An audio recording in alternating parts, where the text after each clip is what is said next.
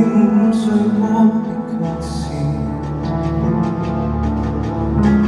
未見感情復甦過幾次，千位承受過的，仍沒法立時改變，竟然流離盡是為你失眠。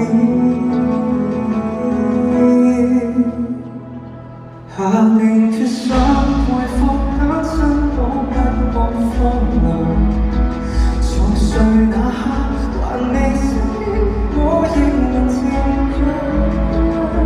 從前你我過去，從頭都相對。假如無伴侶是某種乾脆，下定決心，寧願輾轉反側。